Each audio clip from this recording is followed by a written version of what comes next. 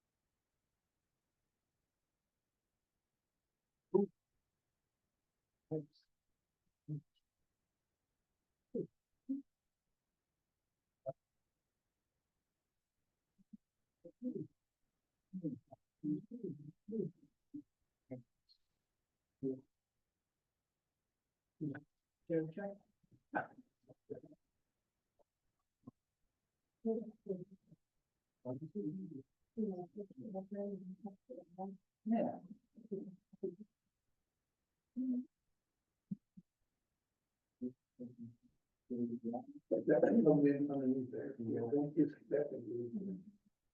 The box. There's underneath there.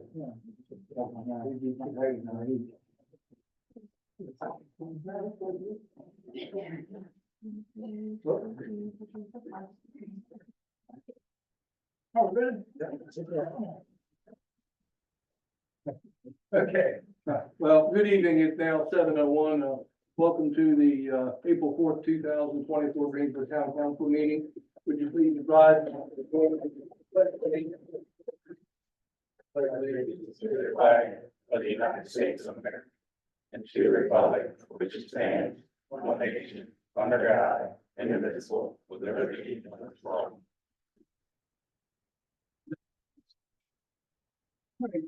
Bonnie, would you, give us an invitation? Let's pray.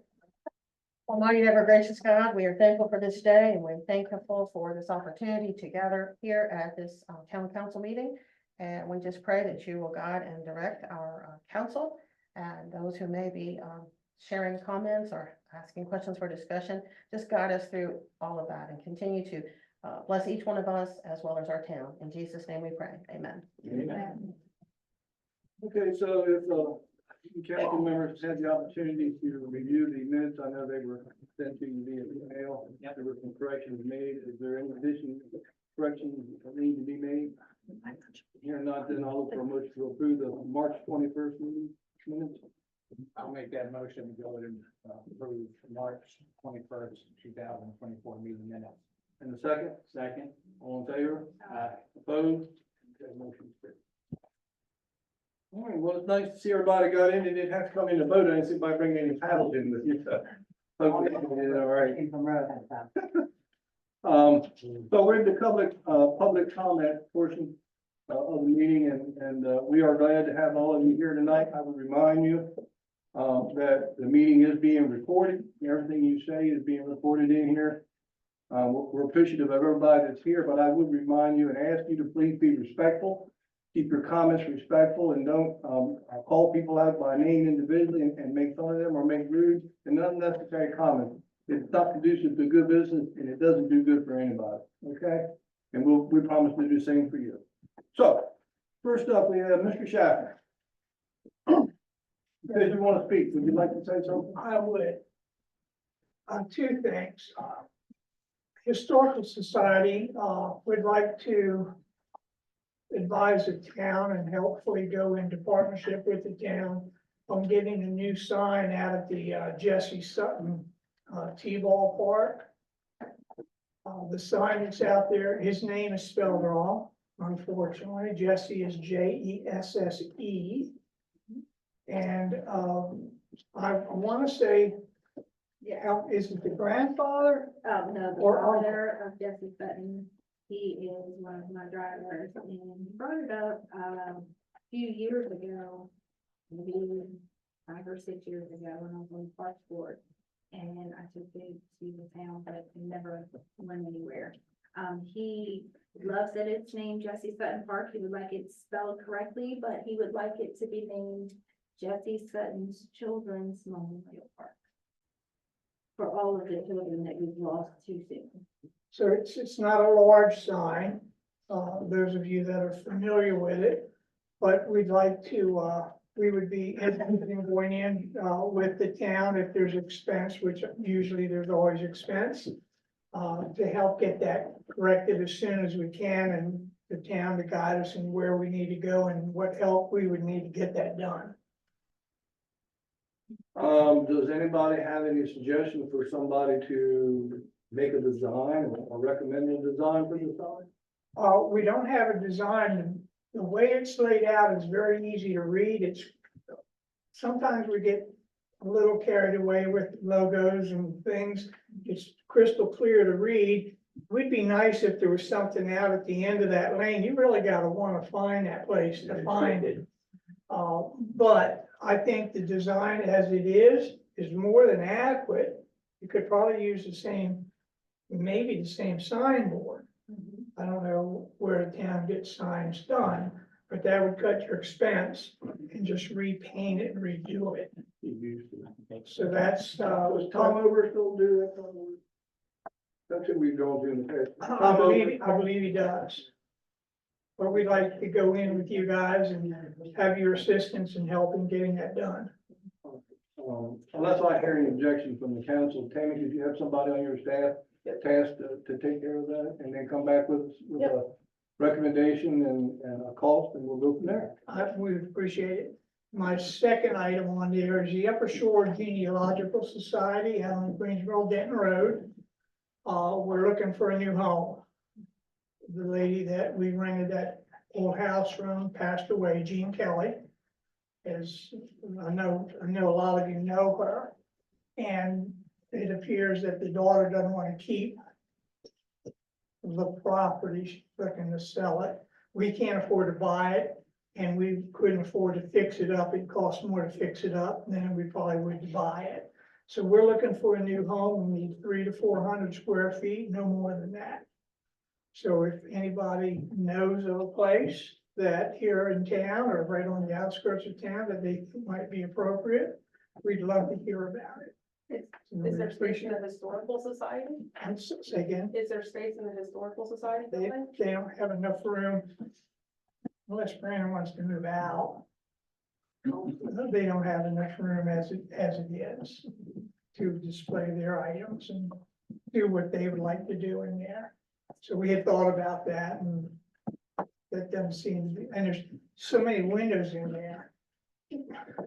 You gotta board them up, which looks like an empty building then, or do something different, and they just don't have the room.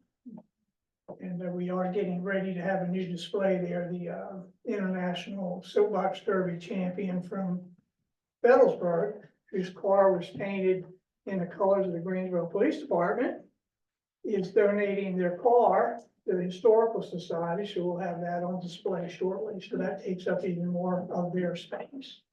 So there'll be more to come on that. But keep it in mind, if you hear of something or know of something, we'd love to know. We're going to be put under the gun shortly. We're pretty sure. We'll keep that in mind. So you can let Kathy know to move all your furniture out of the living room so we can put our stuff in your living room, David. Thank you for the time. Thank you. You can convince her that I'm all right with it. One last thing for the Historical Society, I was, asked to invite. They would like to have a council member at the meetings every now and again.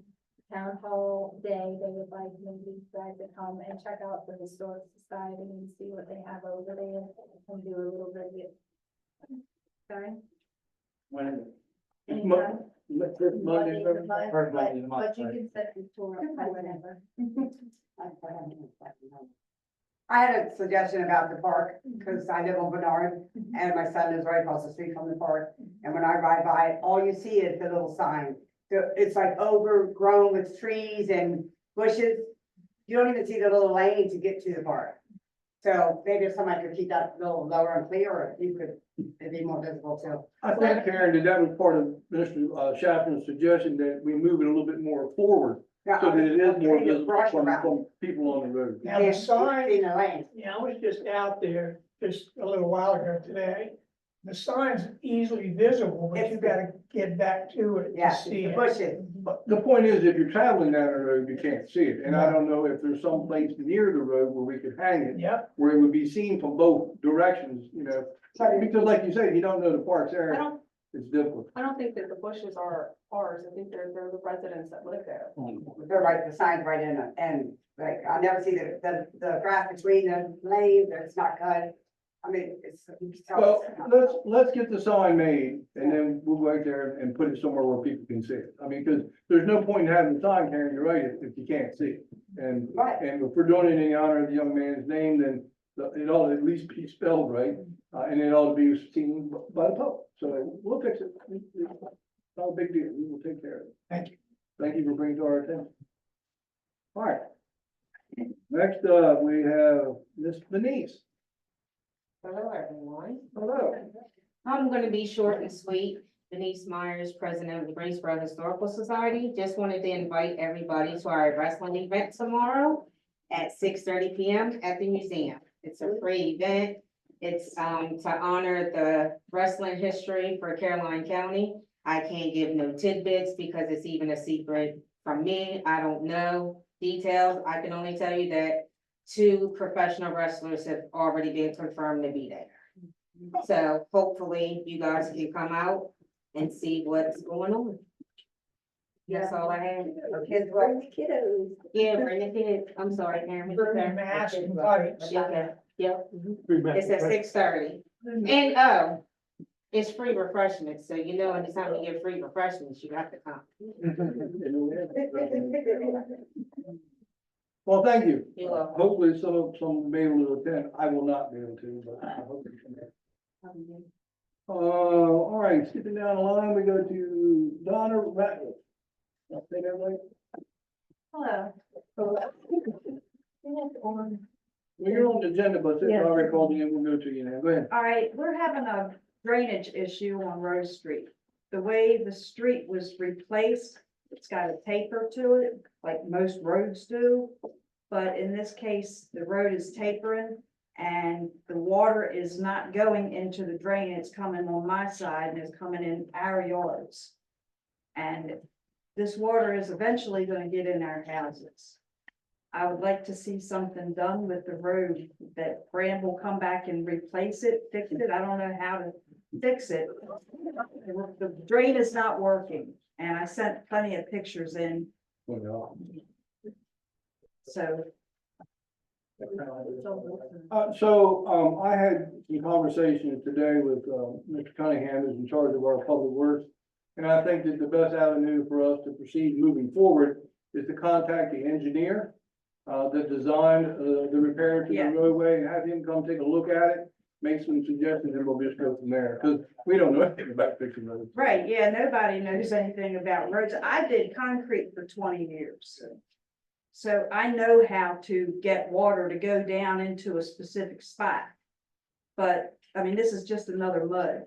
If they were paying attention when they did it, they would have known that the water's supposed to go in the drain, not off the other side of the road.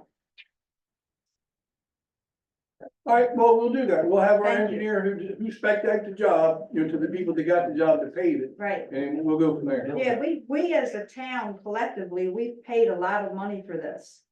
And it's not working. I'd like to see it get to work. She said we paid a lot of money to fix it. You're right, thank you. Thank you. All right. That's it. Anybody else, public comment? Karen, you came in late. Did you want to say something? Thank you. I don't wanna go all over the place, so maybe it's notes.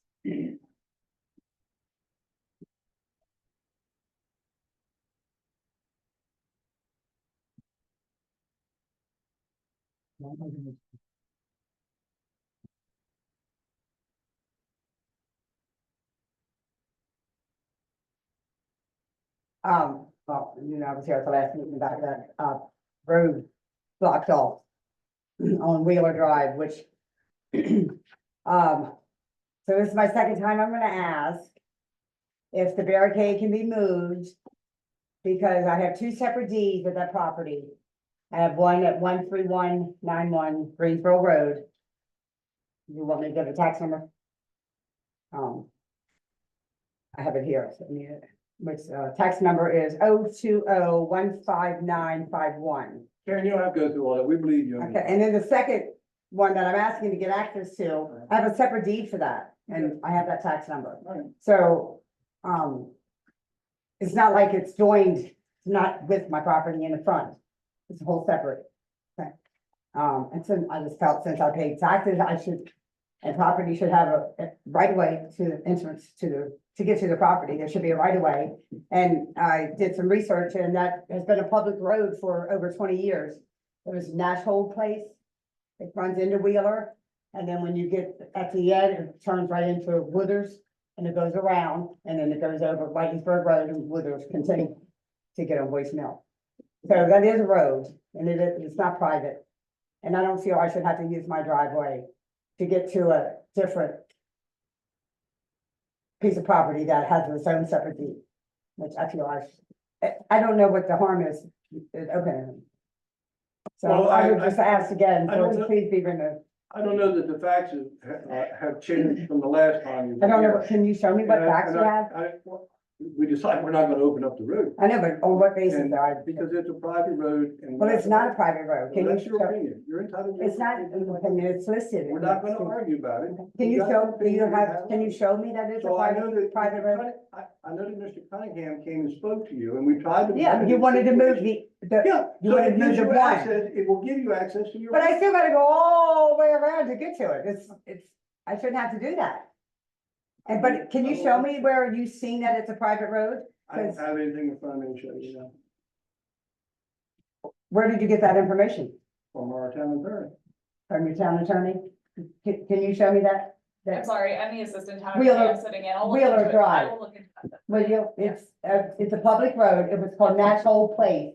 It was an alleyway years ago, but then it became a public road. It turns into Wheeler and it turns into Wooders.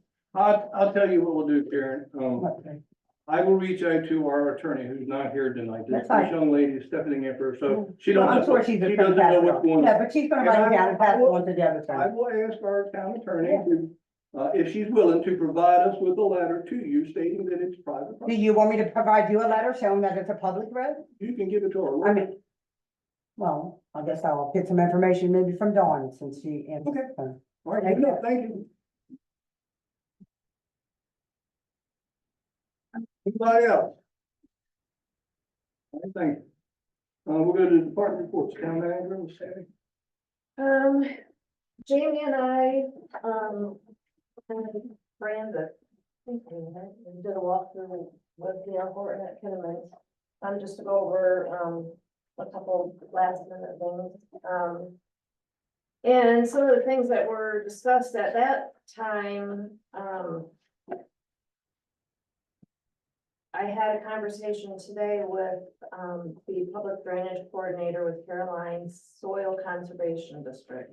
And so some of the things that they were showing us out there, and telling us that were being addressed, she is saying they are not, and there's some stormwater management problems that need to be looked into. So I'm reaching out to the engineer that originally handled things years ago, to see what he has on it. Separate conversations with, DR Horton and Baldwin. They both said that they're aware of it and that they are addressing it, but she was just out there today and it has not been done, so. But maybe in a different way. Other than that, just working on water sewer rates on the FY 25 budgets. And I had a week of R&R. Good for you. I hope you had a good trip. Town attorney, Carl. Yeah, so For anybody who doesn't know me, I'm Carly Landolfi. I'm the assistant town attorney, so I'm filling in for Lindsay Ryan tonight. I have two items to, update you all on. The first is the wastewater treatment, plant operator bids. The RFP for this was issued on March 6th. It was advertised on February 28th and March 6th in the Star Democrat. Bids were due April 2nd, so this week, and we received two bids, one from Susquehanna and one from ProStart. So I'm going to just read off the line items of those bids. So ProStart for water treatment and wastewater treatment plant operations, that the cost would be $111,000. For water distribution and wastewater collection, $12,000. Goldsboro wastewater collections, $12,000. Hourly rate for 24-hour emergency response, $135. Hourly rate for additional work order authorizations, $105. So the total without hourly rates is $135,000. For Susquehanna, the water treatment and wastewater treatment plant operations comes to $275,195. The water distribution and wastewater collection comes to $30,577. They did not provide an amount for the Goldsboro wastewater collections. The hourly rate for 24-hour emergency response comes to $85. The hourly rate for additional work order authorizations is $60. So the total without hourly rates is $305,772. So, yeah, if you have any discussion about that. Any questions about the bid? Obviously, there's a lot to talk about, but any questions about it? So, for those of you in the public, just so you know, the bids that we are operating on right now, we're paying the current provider $135,000. So if we were to go to the new Susquehanna bid, that's significant. That's just something we have to bear in mind. We put our budget together and talk about the water and sewer rates. We talked about in the next couple of minutes. So just FYI. Yes, Mr. Bill. Are either of those two companies who currently manages our water sewer? Yes, one of them does manage it. One of them does. Anything else? Yes, I have one more thing. So as a requirement of the EPA lead and copper rule, all community water systems are required to submit a lead service line preliminary inventory to MDE by October 16th. The town put out an RFP for engineering services, in preparation for the inventory. The bids are due April 26th at 3 p.m. And the bids will be available for discussion at your first May meeting. And the RFP is being advertised. So when you say the bids were due again, I'm sorry? April 26th. So your first May meeting, you'll have the. And the report to, the state is October. October 16th. 16th. Still quicker than I can. Sorry, I can No slow worries. down. Well, that's a federal mandate Yeah. for the Correct. entire country. Right. So a lot of municipalities are going through this right now. There's been kind of a variation of the amount of bids that are coming through. So Another hopefully, non-funded mandate. yes. For Yeah. Grid. They say there might be funding as it moves forward. Anything else? That's it for me. Any Thank you. questions for Carly? Thank you for coming tonight. Absolutely. Carly, I know you probably don't know, but can you ask Lindsay what the total fines we've paid to ProStar are? Sure. And what her fee was for interacting on that? Absolutely. I just would be interested in that number after the discussion I had earlier today. So fees that you charge to ProStart, what was the second item? The fees that we've had to pay or that we've incurred because of them, Fees incurred. as well as any legal fees, her billable time that she took to handle those matters. So we actually know how much cost we have with ProStar versus this new bid. Sure. Can I elaborate a little bit more on that? Yeah, I'm just, Can see how much money the town has lost, in grants. I think we're at 70,000 right now, I'm just curious. with potentially another one. I just want to compare apples to apples. Okay. Thank you. Steve Proms. We had a pretty busy month, in March, we had 154 patrol checks, 246 calls for service, which means either citizens call or we self-generate. So this month is, I'm sorry, the month of March was 246 calls. I'll just kind of highlight a couple of the reports. We had a burglary that was right across the roadway. It was a vacant apartment and somebody broke in and we got called and we actually made an arrest of that individual. He was actually hiding in the crawl space. So, several officers had to do some extensive search to find this guy. We had a theft report. We had a fraud report. We had a damaging of property where a suspect took like a big stone, threw it in the back window of a vehicle. We had two criminal summonses that were served on a citizen here for failure to send the children to school.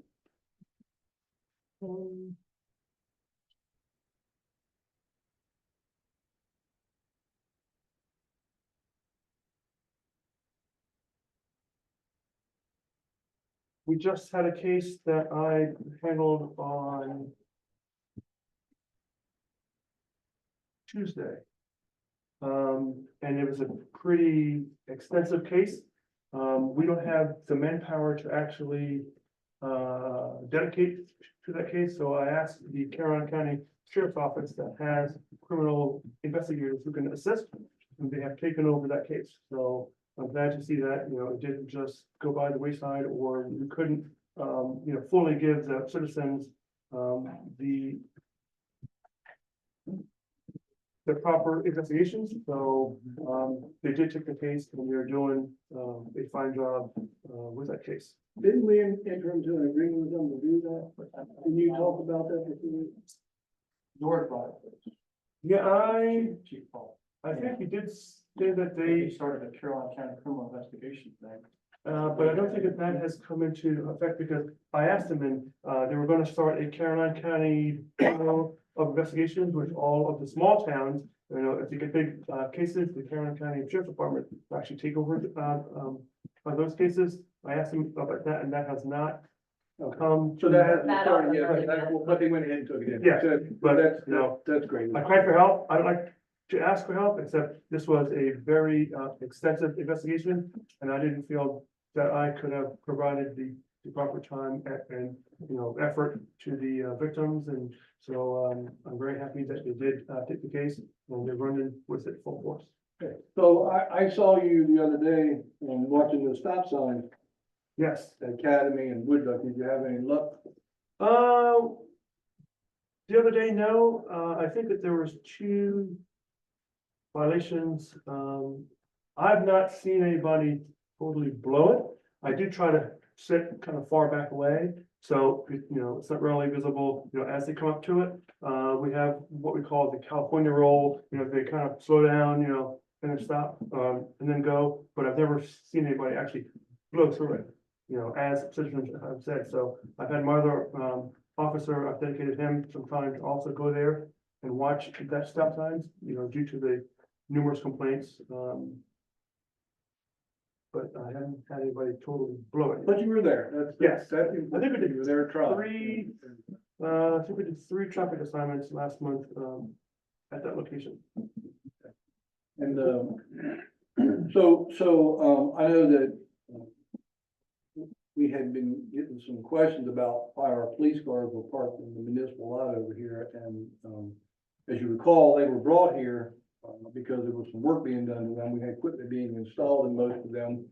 And that installation is now being completed and I asked the chief to take them back out where they're being stored. We did get some prices on 2 of the cars that we're trying to sell.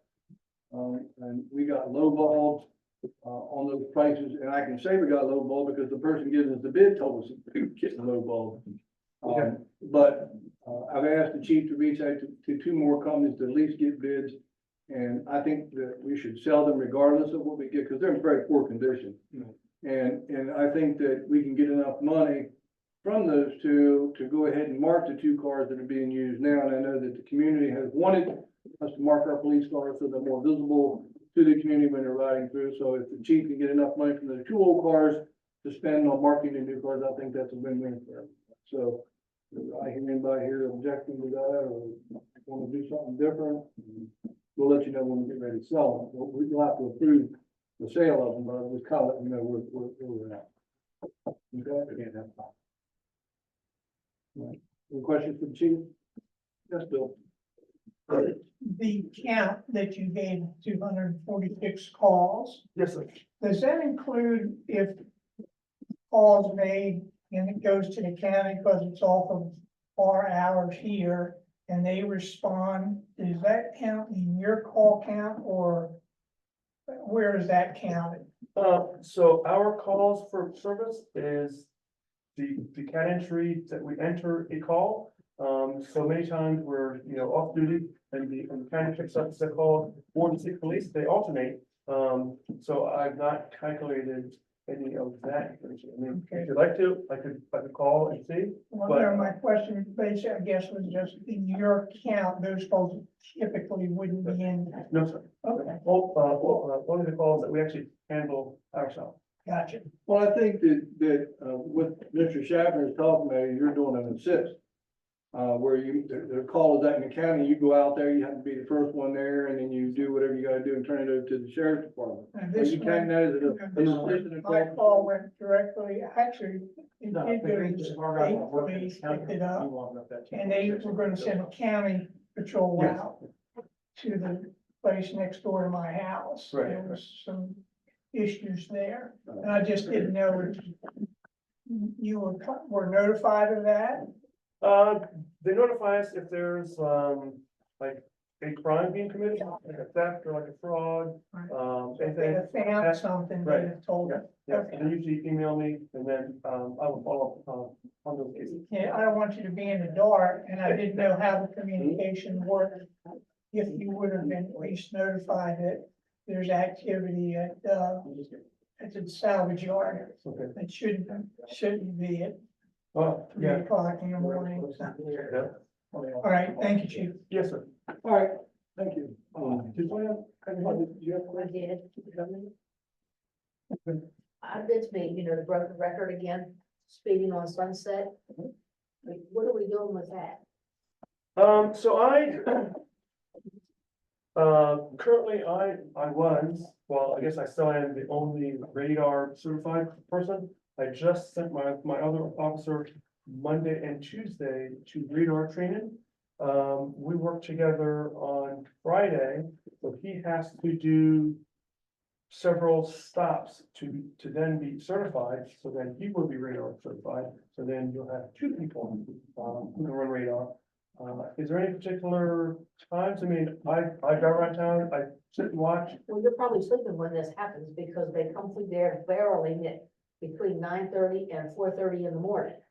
I mean, I'm talking barreling, just like that truck did here a few minutes ago. I mean, they just haul ass through and it wakes me up because still my house rattles when the big trucks go through and they're doing, I'm probably guessing 45 or 50. I'll tell you what, I'll do one better for you. If you're there and you see them, I will come out with you and we'll shoot the radar and we'll see, how fast they're going, because not saying that you're fibbing, but sometimes it seems to be a little bit faster. Well, that's not necessarily true, because last week I followed the truck from the bridge into town doing 48 miles an hour, and I was right behind him doing the same thing. So I know they do it, and I know I'm not fibbing about when I'm laying in my bed and I hear it go. So So, those roads are terrible on potholes. I mean, I've had to kind of miss the potholes. well, it took me 5 years to get the big one fixed. Yeah. Well, how about Chief, how about you let the sheriff's department and the state police know about the complaint down there, and that it's happened like at 1:30, 2:30 in the morning when our guys are working, and maybe the troopers can come down there It's one night. between 9:30 at night and 4:30 in the morning. And if they're out and about, they can ride through there and sit for a few minutes and try to catch a few. I mean, just the visibility will help. I'll take care of that. Good, all right, thanks. Brandon, Public Works.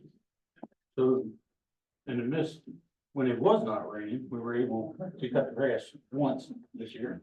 And, now, of course, we're waiting to cut the grass.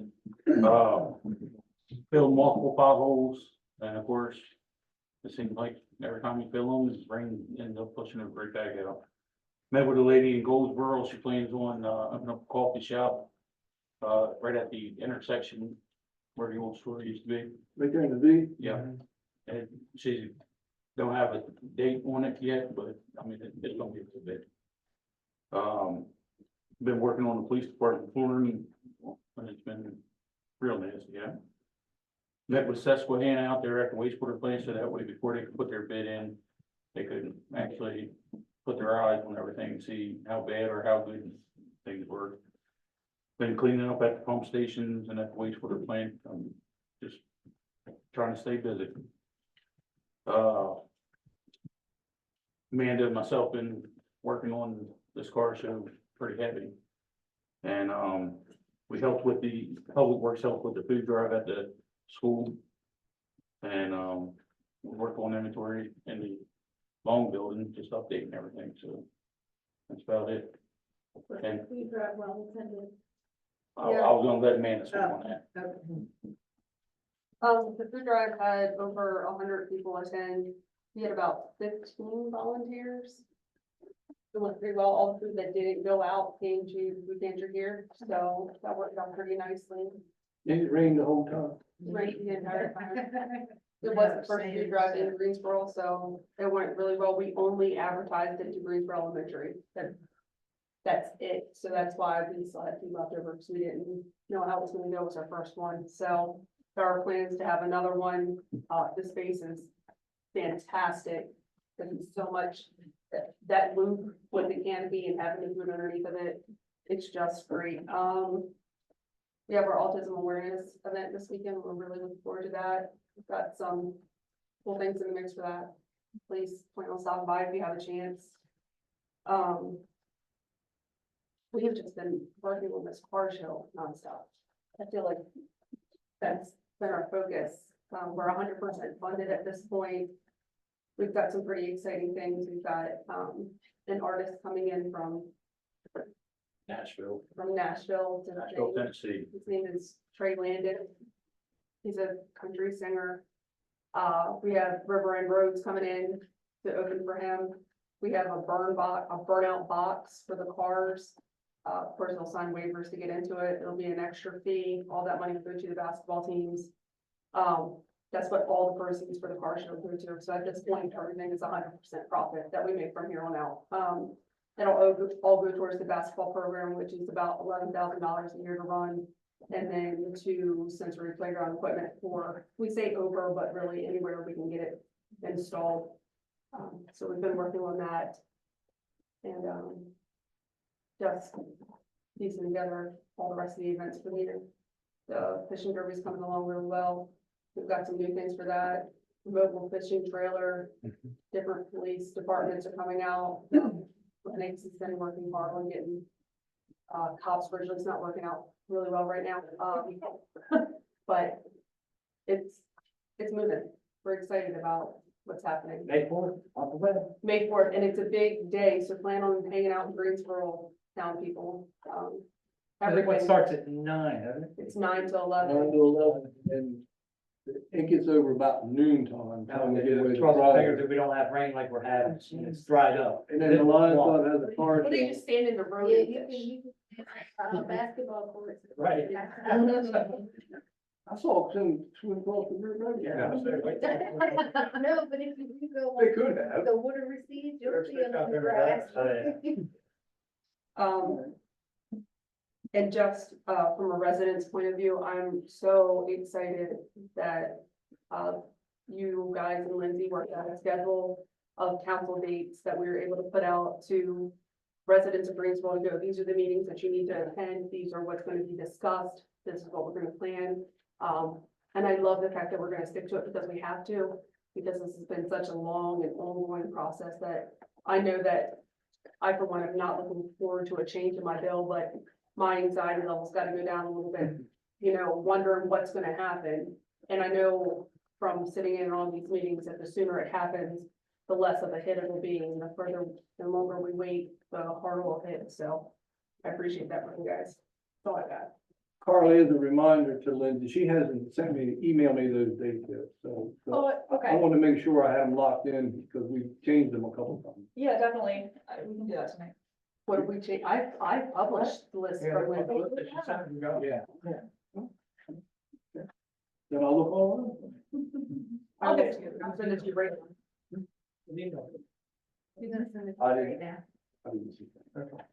But, I don't know how I missed it, but anyway, thank you very much. Anything else for Amanda? No, that's all. And the food pantry, drive, Amanda did a lot of work on that, and, if you've never seen one of these in operation, it's quite the operation, and they drive along in a circle with their trunk open or the doors open, and people just put stuff in them, a lot of food, so everybody left there with a lot of food, which is good, and we still had food left over to help, support our food pantry when it's all, and, the Methodist Church also got a considerable amount of food from that, so it turned out to be Thank you. a great deal for everyone. Yeah. All right, do we have anybody here from the fire? All right, so, old business, the school zone ordinance has been moved to the April the 18th meeting. And the, item number 9, the discussion and remarks for the town charter at the request of Lindsay has also been moved to the next meeting. So that leaves us last but not least, our friends from Davis, Bowen and Fidel to talk about the water and sewer rates. Good luck.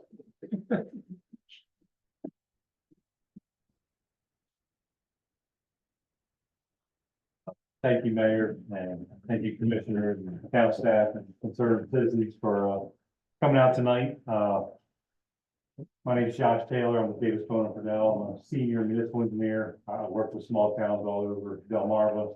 This is Nick Bradley. He's an engineer also in our municipal department. So we worked on the water sewer rate study, working with the town officials, came with some options. It's been several months since we had the last public meeting over at the fire department. In that time, we received questions through your town manager, from your commissioners, and we came up with a couple other options to review. I believe, does everybody have that handout or just the commissioners? We have a lot of handouts.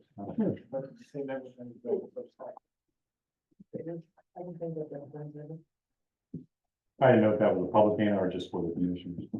I can do it if someone wants to know. I got a copy to somebody. Yeah, they were. So, just so you understand, the purpose of tonight's meeting is not only to discuss the water and sewer rates with the public. Okay. We wanted you to come here to explain it to us, so that we have a grasp on the charts that we have been given, and what our options are, and how you got to the numbers that you got to. And then our plan is to have a workshop where the commissioners can sit down and talk about these rates in depth and have some general idea of what's going on, and then April the 18th. April the 18th is the meeting where we really want to have the public hearing on the rates that we're gonna have. Oh, schedule different. Yeah. No, the discussions tonight. Yeah, I said, yes. Right. that's what I'm here. Well, let's discuss. So we will, so we worked on a couple other options, since we last met. We're certain, I can give a kind of a summary, to hopefully, answer some of your questions. And then just, we can, we're here as long as you need us to be, we'll answer your questions until we all are happy with that. So basically, we took the knowns, we took the information we had, which was the town's financial statements, going back several years. We knew what your billings were for your, from your meters, your usage billings, which generates the water and wastewater income. We knew how many accounts you had. And so we took all that information, projected it out, just using nothing fancy, just linear math, algebra, projected out to what we anticipated your cost to be, and then tried to set the rates in a format that you guys were. It seemed like there was a big push to set it in a kind of a pay to play. So that every 1,000 gallons, you were paying for your usage. The only way that works is to set a base rate to cover your minimal costs and then work upward from there. So what we did was again with 3 options that set different base rates and then different slopes on the curve for how that rate would increase as people use more water.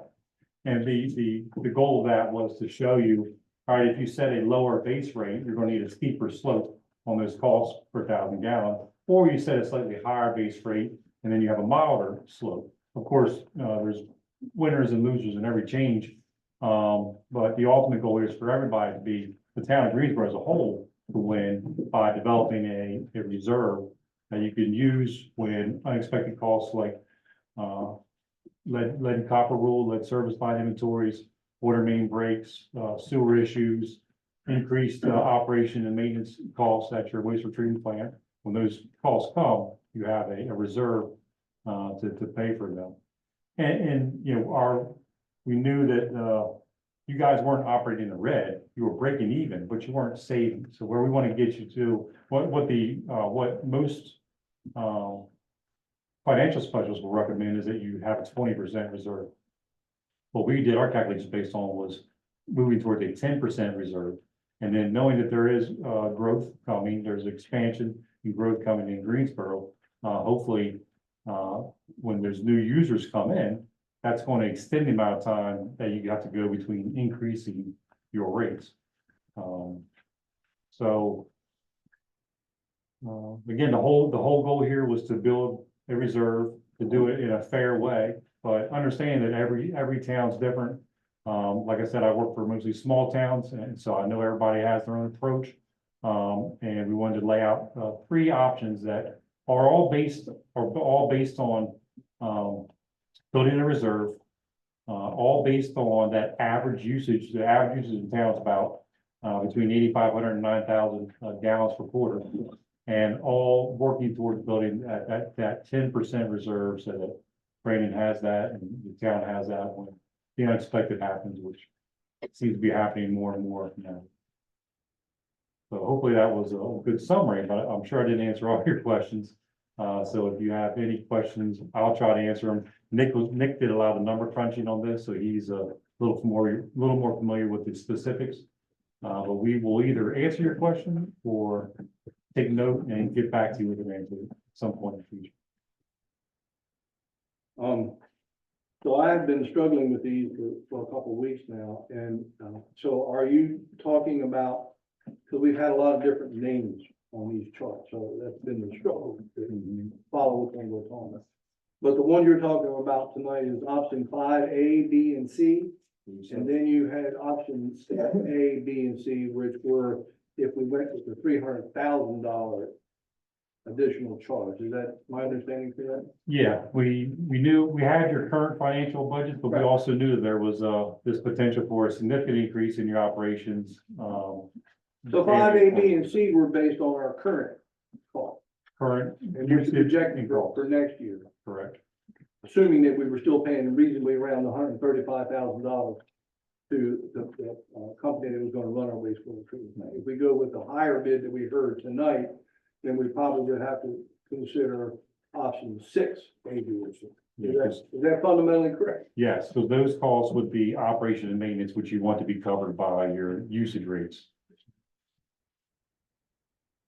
And I can tell you this, I don't want to get in the weeds, but George Smith with Susquehanna Environmental Services came down. I won't name names because you said not to, but one of our clients was in bad trouble, a habitual wastewater treatment plant offender, a mess.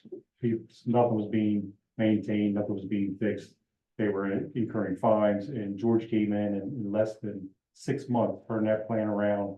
And gave them, more important, not only did he clean things up, it was a waste of treatment. It was bad. He got caught up on the maintenance, got spare shelves, spare pumps and equipment on the shelves. And then helped the town develop a budget moving forward for what they would need to maintain that.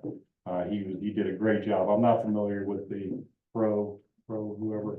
I'm not familiar with ProStar, so I can't speak to them, but I know George's number is high. I have no connection with George other than I saw him work miracles with another small. So is George part of Susquehanna? Is that what you're George saying? owns and runs, manages He's a big part. Susquehanna, yeah, it's his company. He was an operator for years, had tons of experience, retired, and then got sucked back into operations. So he's not cheap, but he's good. One thing I would like to note is that options or 6A through 6C were based on the assumption of a $300,000 annual increase, just flat increase. So I was unaware that doing calculations that you're already paying 135 for that. So those rates may be lower if, depending on that. So, Yeah. Tammy, Sorry. are they aware of this form? I sent you what we put out, right? Yeah, the charts. Yeah. The one I'm talking about is where it had the current rate and then option A, option B, option C, and option D. Underneath it said, DFP proposed town 1 and town 2. That's right. This chart here. You got that. So you've seen that one. Yes, sir. So my question to you is, would B chart be sufficient if we stayed with 135,000, our current figures? Would this chart be sufficient to pay our bills and have, some reserve fund? That's not good. So yes to 5, A, B, and C. Actually, I'd say yes to all of them except for the current rates. Now, these are different, these are totally different charts. These were the original ones that Yes. you sent us way back in the day. And then a couple that we came up with and discussed with you. So I just want to make sure, because we've been working on these, if they're still relevant numbers. Okay, so in these charts, the ones that are labeled E, F, and G on the second page, Those are your Come six. Yeah, come here, look at this. Those are your sixes. yeah, that's, This is the one I'm talking. Turn the page. I don't want to turn the page, I want to look at those. So I would say that we've since gotten more up-to-date information. And we haven't gone back and confirmed that these options will meet those targets. because we got 2022 information, expensive information, and usage information when we developed the 5 A, B, C, and 6 A, B, C. So we're working here. So this track? It's not trash, it still was based on real numbers, but they were the older numbers, and they were working towards developing a reserve. The only one that I'd say is not going to help you develop a reserve is sticking with the current rates.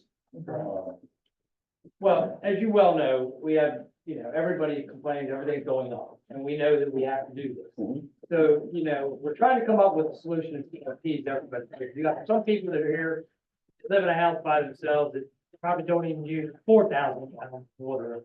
Then you got multiple families that live way above the 16,000. Do you want to speak to how that would be? Well, what I'm trying to say is that if we did, we're trying to budget this for our new budget. So we're trying to come up with numbers, but if we did a 2% increase, we kept whatever, say we just pick a 0 to 6,000, and those people would stay at the same rate, but then we increased each quarter a 2% increase, so it's not so much of a impact to people. If we said, oh, we're gonna increase it 10%, then everybody's gonna go.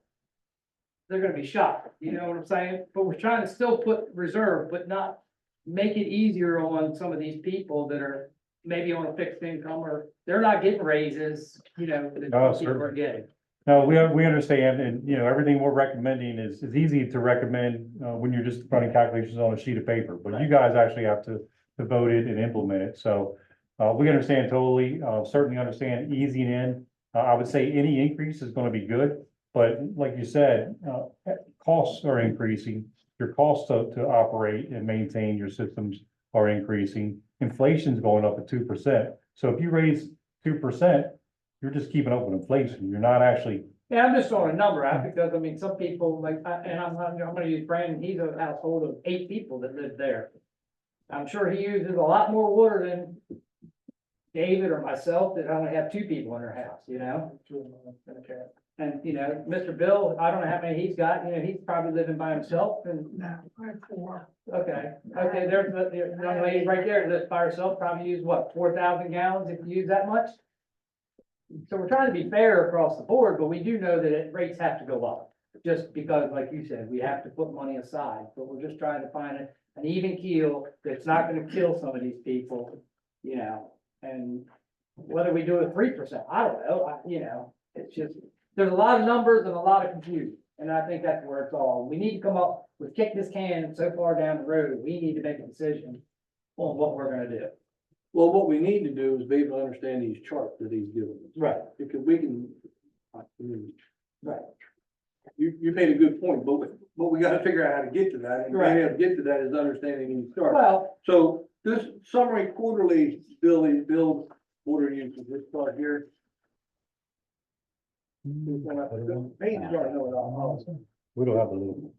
right here you can take this. We've got 3,000 middle usage, then it goes to 6, 9, 12, and 18.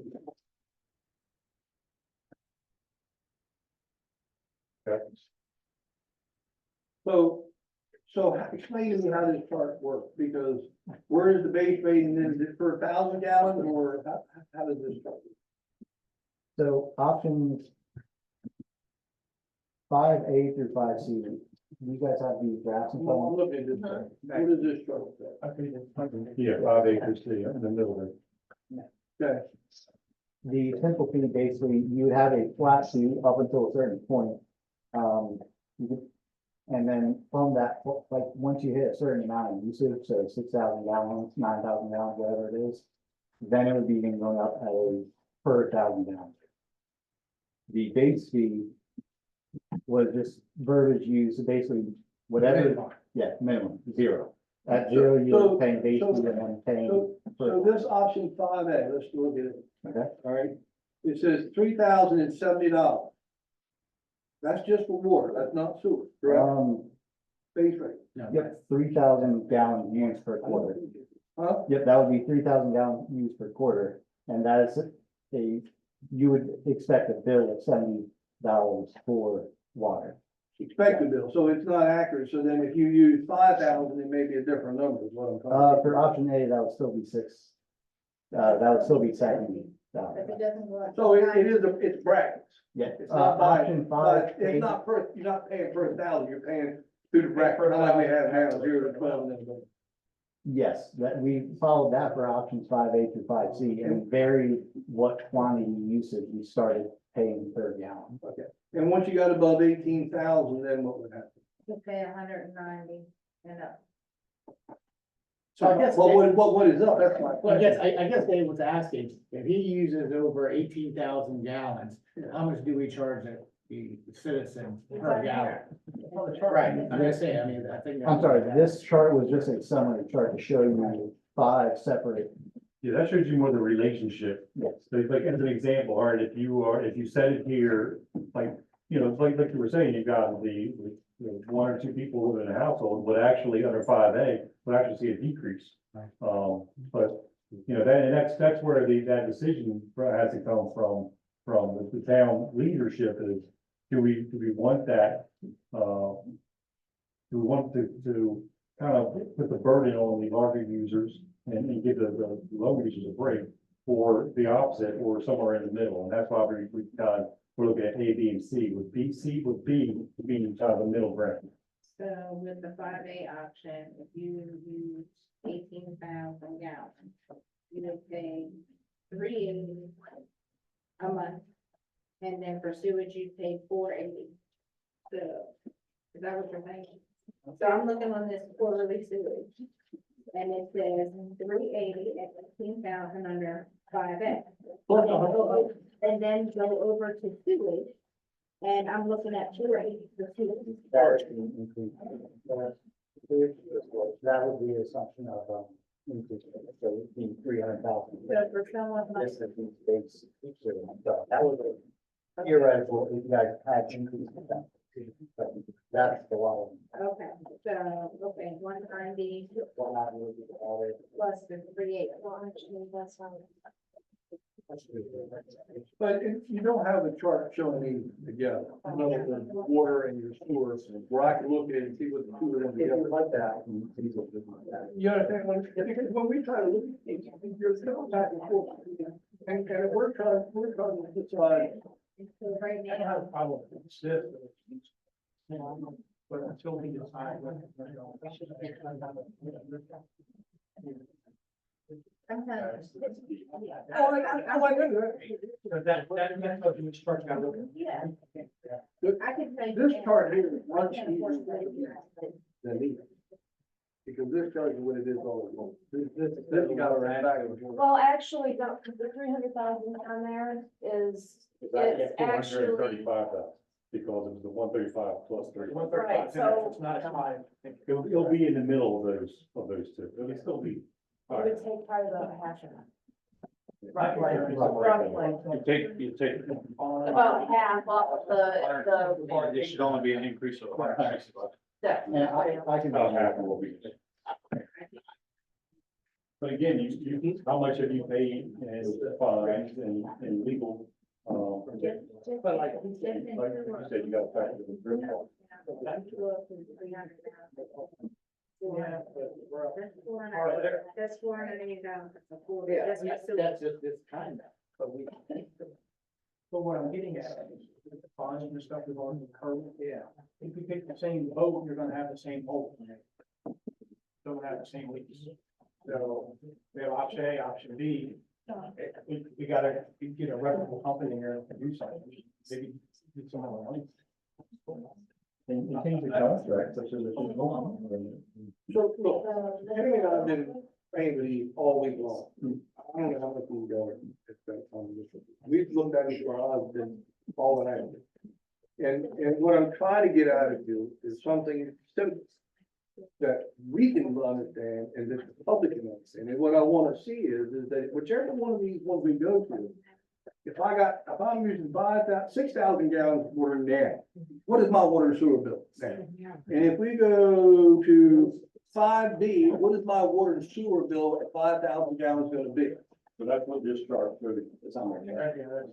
Now, it doesn't give every value, I can give you an every value up to a certain. Which one you looking for? The summary quarterly bill of the bottom. Okay, now, I don't have one that has both water and combined. But I need, back to what we say, we need to be able to say, I use that 5,000 gallons, this is my bill, is this, with so much water, so much sewer. Water sewer, And then- nothing restoration like that. And then we can compare a couple different bills, so because from what I look at these, people who use 5,000 or less are gonna get a fair amount of savings. Now it's gonna go up if we use the. I don't even know. higher cost. But the people that are used to now paying normal bill at 12,000 gallons are gonna be shocked if I'm reading these right. So I have a quick question. Which is hard to be sure of. But those numbers are gonna be shocking. And, we don't want to shock anybody. We wanna be able to pay the bills. But we wanna get there slowly, gradually, so we could, we just can't break people. I mean, we can't tell them that their quarterly bill is gonna go $200 a quarter. It's And if you guys tell us like, hey, instead of the 10% reserve, what if we shot for a 2.5%, 5%, tell us a number, we run the calculations.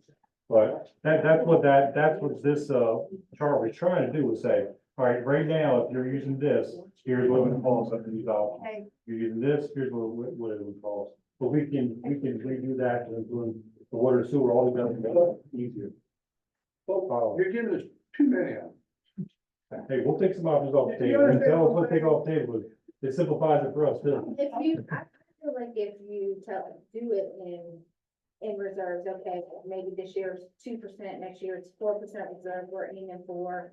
what does that put us at in the plans? Like, how much is that increase? 2% this year, 2% next year, maybe, or at least with 2%. For do reserve, it. because if we're paying the bills now, and the goal is to put money away in the reserves for maintenance or whatever, you know, I feel like we can look at for other places, to move money around, maybe in this budget that's coming out, to put some in the reserve to help us get us through. So maybe it's not hitting. Self-sufficient. I understand that, but it is. He said it's paying the bills. Wait, Yeah. there's just nothing put away. But your reserves have to come out of your water and sewer, you don't pull it from another line. It has to be I have a self-sufficient. thing, I want to say, we're not making them out. We've only balanced out because of ARPA. We are so far in the hole because of fines, their inability to take care of the maintenance costs, anything like that. We've pulled so many numbers, like Dave's head is spinning because of how many numbers we've pulled this week. And I know that the information is coming to you guys, but we're not balanced out. We've only survived because of ARPA. And the problem, like, I'm just frustrated, so I'll probably leave after I say this, but, the problem that I feel like nobody's paying attention to, because you guys are just looking at these huge numbers from ProStart and from Susquehanna, is the fact that ProStart is almost triple what Susquehanna is. If you look at what the problems are that we've accrued from ProStart, legal fees, losing grants, fines, the fact that you can't go down the river without passing some poo. I mean, I that's a get what you're saying. And I know what it's cost us in grants and everything like that, but I need to see those numbers, like, we're just now getting that information together. You know, to see, like you said, let's compare apples to apples with the lost funds for using ProStart and fines and fees and grants. What's that look like? And then in comparison to Susquehanna, what's that look like? And then what rate increase for reserve do we need to be okay? And then let's start there, you know what I'm Yeah, saying? Christina, they started working on those numbers today. They don't have them together yet, but they'll have them together by the time we have our workshop, so that you'll be able to see that. And what they're saying is so our water and sewer system start with the well.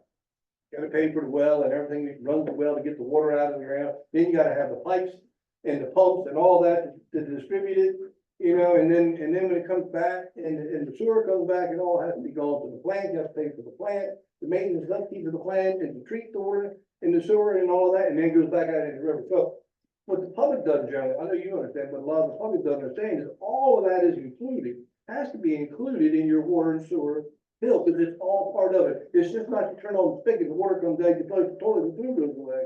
There's all those other things that come into play to do that. And what she's trying to say is maybe you didn't get the information, is that this year we experienced a lot of problems with our system. And fortunately, we were able to pay those out of ARPA funds because we didn't have the reserve to pay for it.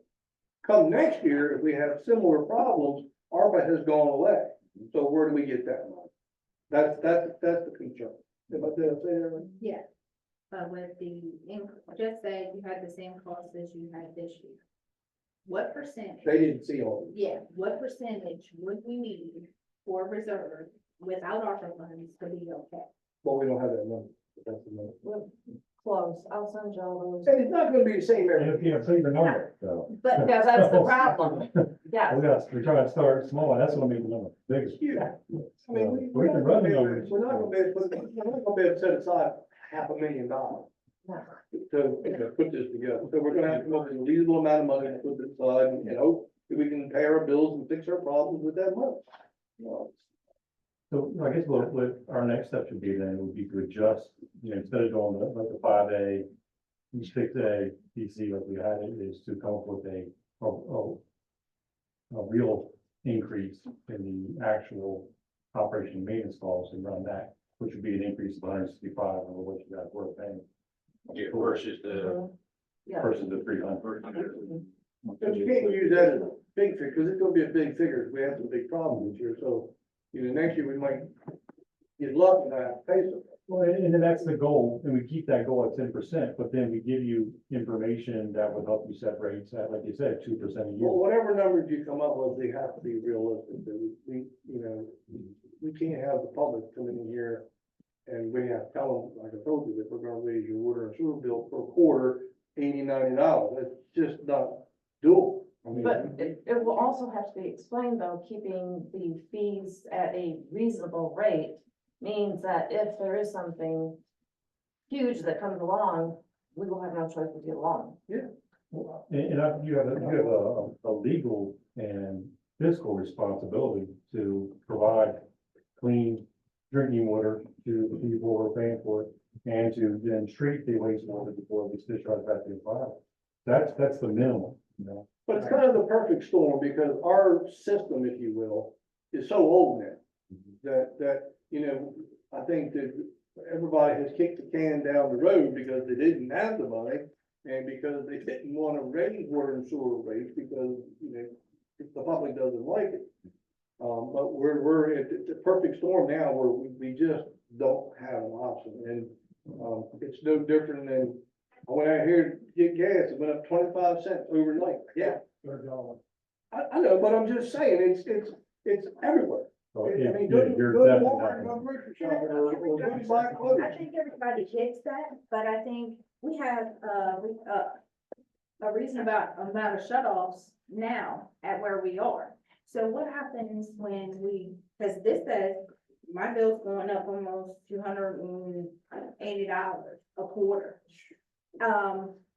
So if I can't pay it and the water gets shut off and everybody says, the hell with it, I'll buy bottled water and I won't use the town water. How are you gonna get money then? So I'm just saying it has to be realistic. Realistically, I can't pay $280 more a quarter. There's no way. It's just not. Can I suggest something, because these numbers, I'll be honest with you, after looking at them so much, they all run together. When these options are given out, can you take maybe a household of one person or two people, 4 people, somebody has like 6, 8 people in a house, so that way we can actually see where it goes, because I'm right there with Christine, we both have big households. If I had to pay another $200 some a month, that's almost a mortgage payment. It is. That's 800. It's not happening.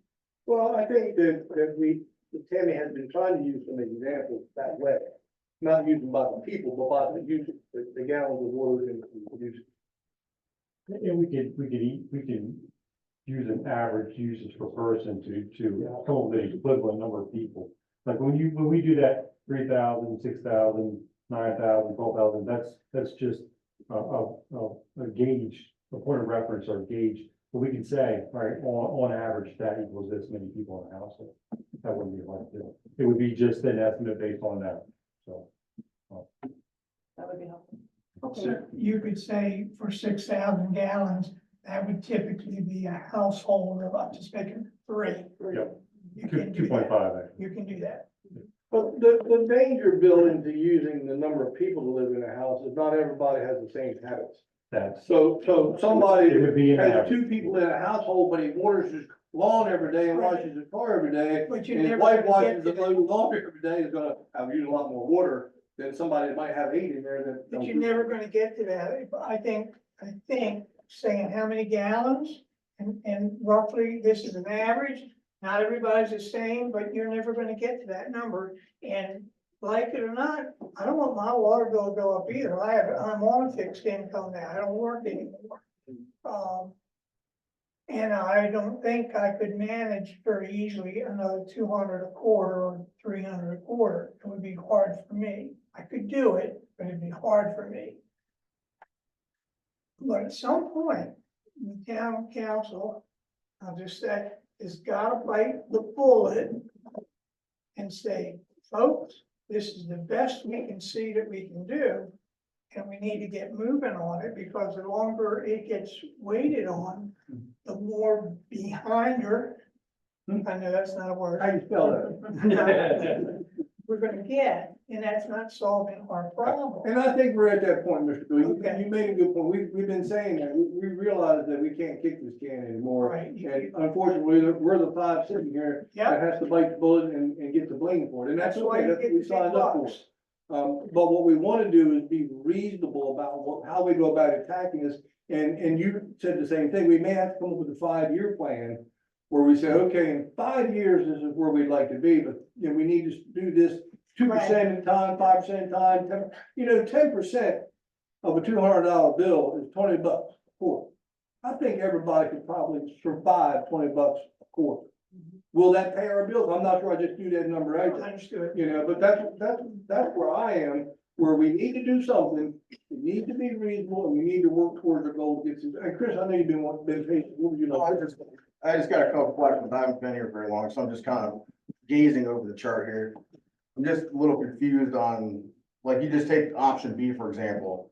So 0 to 5,000 gallons, you're paying $73.39. Let's just focus on the water for now. $73.39, you jump up to the next bracket, you get an extra 5,000 gallons for essentially $8 more. But anything over 1,000 gallons with the usage, you're charging $8.15 per 1,000 gallons over that.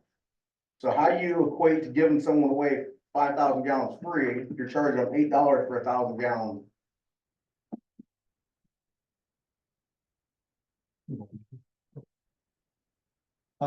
Option B was originally set as a 3-step.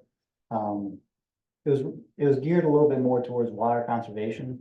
The average household doesn't use above 10,000 gallons of water per quarter. And it was more so geared towards trying to bring that, anything above a extreme high, so 15,000 plus. At that point, you're really starting to pay into it because the town has to produce more and that's just more drain on the town. So that option was geared more towards smaller users as opposed to larger users. That's the best answer I can give. Okay, but not every household uses the same amount, so where you're saving on his water bill and someone that uses 15,000 gallons, it's all gonna balance itself out at the end of the month or in the end of the quarter. So there's technically should be no increase for either one. But it seems like that the direction of the town is headed is more along the lines of, the second page. You have the, E, F, and G. So instead of going with a tiered system, the town was basically go with you're paying for the gallons you use. That way it's fair. The only question is, at what point is the base fee set and at what point is the slope on that curve? And that's going to determine, the winners and losers there on the change in the rates. Well, I guess, so did you guys calculate in for the new water plant? The grant and everything that's going towards the new water plant and the upgrades and whatever we're doing there? We used the annual budgets from the last 4 years and just basically found the trend line and projected that out. We looked at the usage for over a 3-year period, and we looked at the number of counts over that same period, and it's projected all those out. So we did not account for any of those other anomalies. The plant, the upgrade, the extension to Henderson or Well, any of those? we accounted for the increase in the maintenance costs that was provided to us. So, but I mean, we don't know what portions of those capital projects are gonna be grant funded, long-term loan, just loan funded, cash out of pocket funded. See, I look at it from a more of a business perspective. So, well, again, you got a $5 million grant from the state, right? You stick that money in the bank, you get a construction loan, you're collecting 3% interest minimum off $5 million. You're getting $300,000 a year. You can't do that with grant funds. Why can't you? They reimburse you. When you get a grant, before you get the grant, you have to say exactly where the money's gonna go, when it's gonna go, Yeah. and investing all the state money isn't legal. I'm confused why some of the towns in Delaware do it. Well, Maybe it's a Maryland thing, I don't know. it feels like a federal thing to me. Well, it's federal, because it's USDA. That sounds good, but it's not an option, unfortunately. Yeah, that's fine. It does need to be a business-like approach. No, you're right about that, but they're not gonna let us make money on it. Well, federal or state. So right now, you're trying to come up with a base. So what's the study on the base? Have you done, like, you're just taking everything the last 3 years? Let me ask you this question. It's actual cost. Actual cost, now is that reading people's meters, the whole 9 yards? That's actual cost? Actual number of accounts, actual number of gallons used, and the town's actual, the financial audits that you guys have, the account.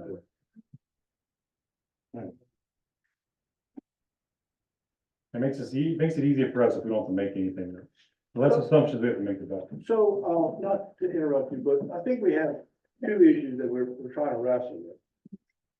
And one is how are we gonna go back to billing people? In other words, what process we're gonna use, because we have been using the 0 to 12,000, and then from 12,000 above, per 1,000 gallons is what you've been charged. We've heard from the public that they don't think that that is the appropriate way to do it. Some have even said it's not fair. If I live in a house, Mr. Bill, and I only use 5,000 gallons of water, why should I pay the same amount of money that Bobby's using for 11,000 gallons of water? I agree. You know, It's now- pumping gas, doesn't matter how long your car is. Yeah. That's how much gas you pump in the tank. And so we need to decide that, because that'll tell you what kind of chart to come up with. But from what I've seen in the charts where you talk about paying per 1,000 gallons, it's really gonna run the numbers up. For higher end. For- users. And well, you said 50%, if I remember, because I read so much, but 50% of the users are using less than 10,000 gallons. So what anybody above 10,000, that's my number above, their bill's gonna go up significantly. Right, and we've heard from the public that she's in that bill, he's in that bill, I might be in that bill. They can't afford to do that. So, I don't know what I'm saying, other than, you know, it sounded to me like that maybe we should consider staying where we are. The way we build, when people are used to that, and figure out how to have an increase enough to be able to pay the bills and have a certain. Because to try to do it by 1,000 gallons is gonna be, we're gonna be all over the place, how we impact the public. Does that make any sense? Yeah. I will say another option is to set a higher, if going the route of a per 1,000 gallons, you could set a higher base fee and then have a much milder Well, increase. you per see, gallon. that's what I thought you guys would come back with. In other words, you can That's take, one of the options. you can take let's just say you take our fixed cost. And you say, okay, we know it's $500,000, I just don't know. And you divide that between 802 users that we have and say, okay, everybody's paying this amount of money as your base fee, because we know we had to pay for that to build the plant, and also we all should be paying part of that anyway. Now, the 1,000 gallons that you use, it should be the same number, no matter how many 1,000 gallons you use. It should be so much per 1,000 for water, so much for sewer, if it's $20 or whatever, every 1,000 you use, $20 or something like that. Or maybe in order to keep it so that it isn't cost crazy, you might say, okay, here's the base, and for the next 10,000 gallons, we'll charge you this rate, and then for the next 10,000, we'll charge you at a higher rate. You know what I mean? That Yeah, way, right. it's not every 1,000 gallons, but it's a little more forgiving, if that. That's exactly what this chart is basically doing, exactly what you said. All they're gonna do is set the base higher, and even if they charge you less per gallons, they're still setting the base higher. Either way, that you're paying the same amount, if not more. Either Depending way, on what the base rate. it's set to come back to the same overall income. It's just gonna matter come to the who's paying. same number, no matter how you slice the bread. Yeah, when they did the presentation at the firehouse, it was the same pie, it just depended on how many slices you cut out of it, that's what their charts show. And I'm assuming that the paying per 1,000 gallons would simplify things from a billing standpoint over a 2-tier, 3-tier, 4-tier type system. It is, by the definition of the word, it's the fairest way to do it, is pay as you go. Unfortunately, being fair doesn't pay the bills, and it doesn't cover the cost of increases and so forth. But wouldn't that also cause people, it's much easier for me to look at my bill and say, all right, I'm paying X per 1,000 gallons.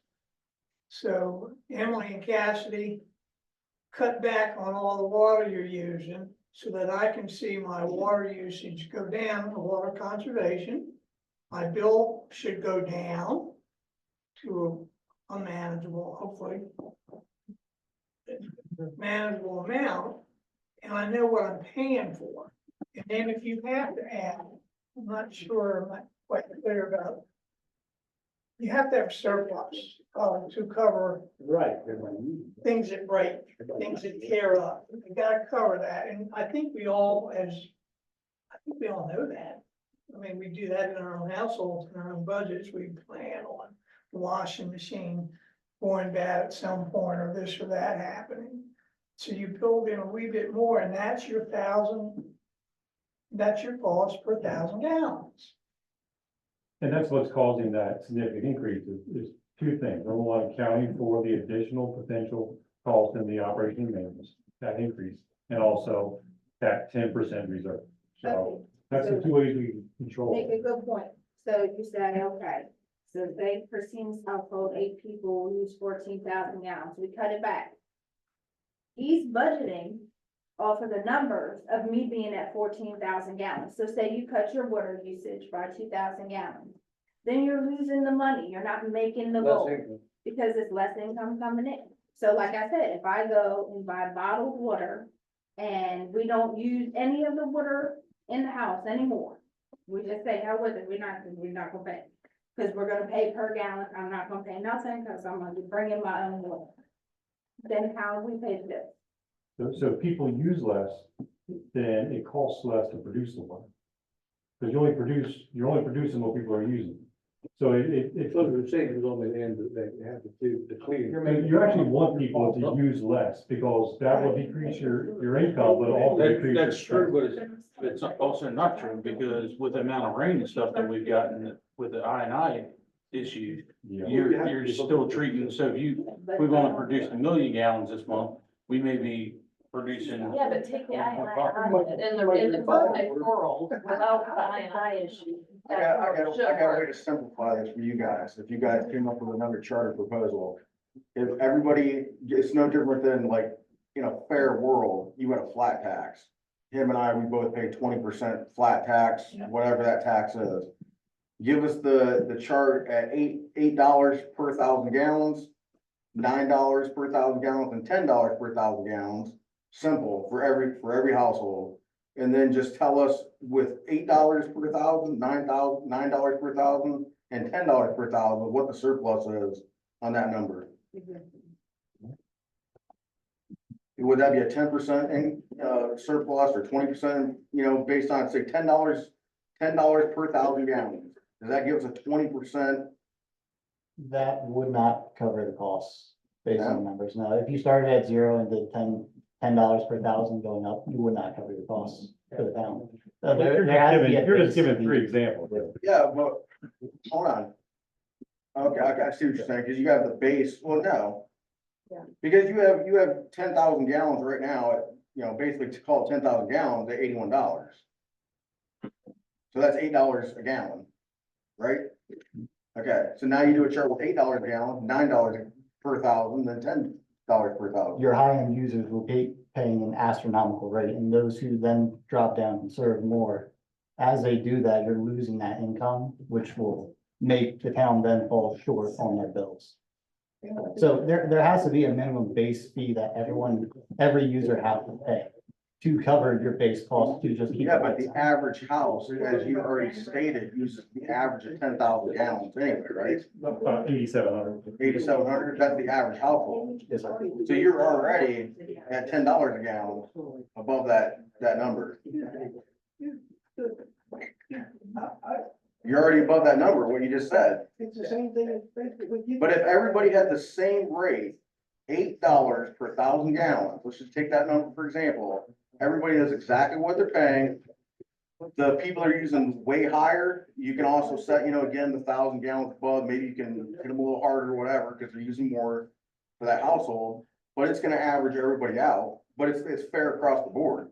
Yes, sir. Nobody can complain. Everybody's paying $8 per 1,000 gallons. And that's how these are set up. Well, people are still gonna complain. These are set up with a base fee, and then it's starting with option E, it's $3.45 per 1,000 gallons. The way these were structured was to give more help and really spread it out across the town as opposed to targeting higher users or The lower. high-end users should be paying more because they're using more.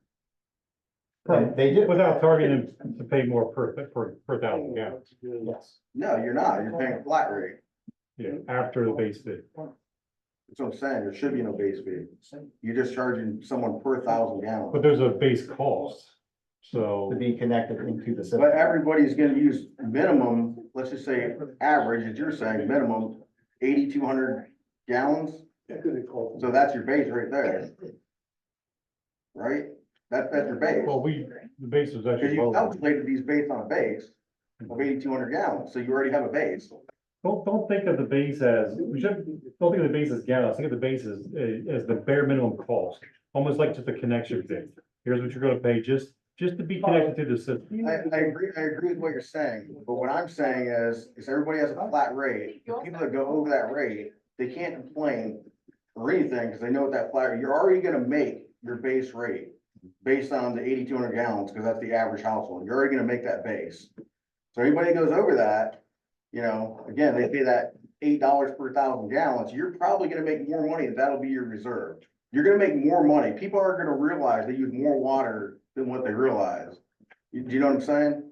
They're gonna realize that they use more water. Cost more money. Huh? Your plan would cost more money. No, it wouldn't. Someone like him, it would. Be down to like. For 50% of the, for 50% of the citizens, it would, if you said 50% use over 8,000 gallons. Like 55% use under nine. 55% use under 9,000. Yeah. That's what it counts as. 50% of the users use an estimated 8,295 gallons per quarter, or less. So 50% are under 8,000. So let me ask you, if we were just talking. That's $64. I mean, I don't use the word careful, but we spin this a different way. We've talked about having a base pay.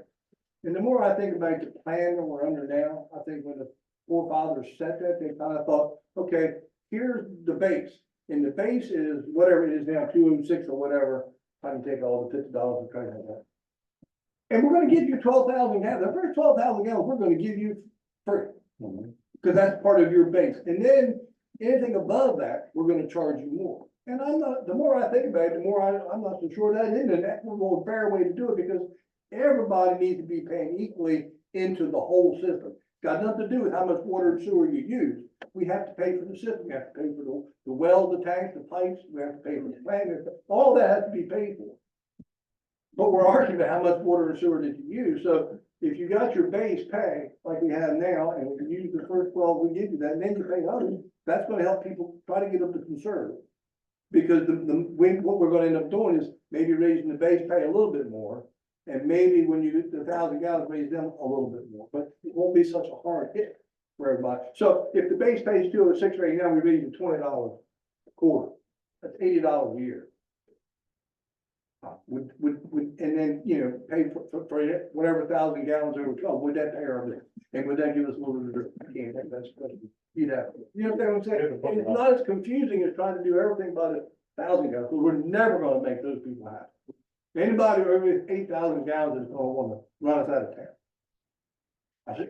How many residents we have? More than 800? 802 EDUs.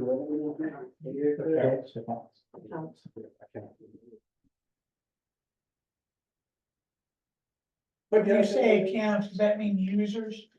Yeah. Households. Yeah. How many people are getting billed for it? So that would be, if you did 80 times for everybody, now that's just a base, it would still be, that'd be 64,000. Did 81? If you did the $80 per year increase plus 8 times that, how many residents comes out to 64,160 Increase. increase. I don't know how much we need to get to. That's Right, well, that's what I'm saying, right. But that's not, that's across the board. What's the That's not target number we gotta 50. get to? Do you know that? Well, off the top of my head, I do not. It would be nice to know though, if we wanted to do if we wanted to do a 5% reserve or a 10% reserve, what's that number we need to get to? Yes, that would be. Above the minimum bill, you know what I'm saying? Cause we're paying it right now on our current rate, so. Well, we're not, because we got all the other costs we have associated in there. Correct, right. And we need to. But it might give us a start point, so. Be to get that horse over the water, but our biggest cost is gonna be sewer.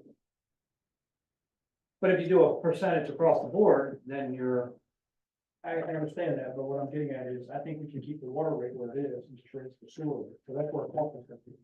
And that's easy to explain, there it is. Rather than sit here and try to, I mean, we still have to build a rainy day fund or have an account to maintain a system. But our biggest cost right now, coming into this next budget year, is gonna be the vendor and stuff and the maintenance of the plant.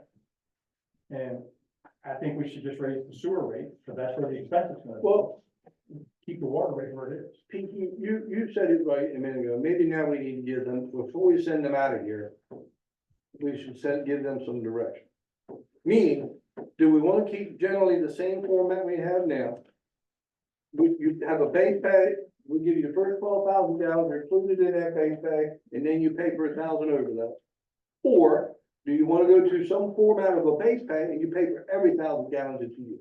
I don't want to do that. Could we do some happy medium? That's our two options, correct? Generally speaking. Could we do a happy medium? Cause I still don't think. Yeah, a lot of the residents would like per thousand. It doesn't sound like that's gonna be the greatest option, so can we do like every 4,000 or 5,000? Something so that people that are using the lowest amounts still don't feel like they're getting screwed. So you're talking about like on the front page there, doing an option B, because that breaks it down into zero to 5 to 10, 10 to 15, and then. and then anybody over that 15 is gonna pay $8.15 per thousand. Yeah.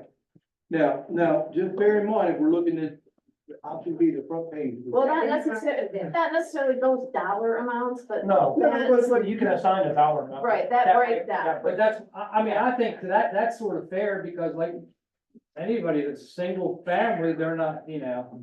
But listen, so this is an option that David Friedel gave us early on. Right. With the 0 to 5, 5 to 10, 10 to 14, and 15 over.